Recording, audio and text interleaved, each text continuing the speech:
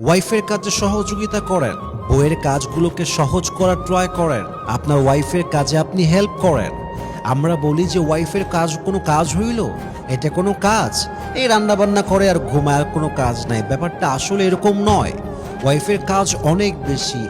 ঘর ঝাড়ু দেওয়া, মুছা, ওয়াশরুম ক্লিন করা, জামা কাপড় ধোয়া, সবার জন্য রান্না করা, রান্নাকে আবার সবার জন্য প্রোভাইড করা, বাচ্চার যত্ন নেওয়া, আপনার কি লাগবে তা খেয়াল রাখা, জামা লন্ড্রি করা, সবার কখন কি প্রয়োজন, কার চা প্রয়োজন, কার কফি প্রয়োজন, প্রত্যেকটা কাজ হচ্ছে ওয়াইফ আপনার মন থেকে করে।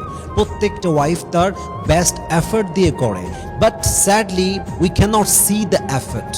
এবং আমরা যেহেতু এফর্টটাকে রিয়েলাইজ করি না, ফিল করি না, এই জন্য আমরা আমাদের ওয়াইফকে প্রপার ভ্যালুটা দিতে পারি না। কিন্তু আমরা যদি অন্ততপক্ষে রান্নার সময় গিয়ে ছোট্ট একটা হেল্প হলেও করে দেই, একটা মরিচ কেটে দেই, একটা বয়ম আগায় দেই, একটা পেঁয়াজ কেটে দেই, কিংবা সামর্থ্য অনুযায়ী সামান্য সাহায্যও যদি করি, অল্প সাহায্যের জন্য ওয়াইফের মনটা এত খুশি হয়ে যায় যে আল্লাহ তাআলা আপনার পুরো সংসারটাকেই বরকত দ্বারা ভরপুর করে দেয়। সুবহানাল্লাহ পড়বেন না আপনারা সবাই?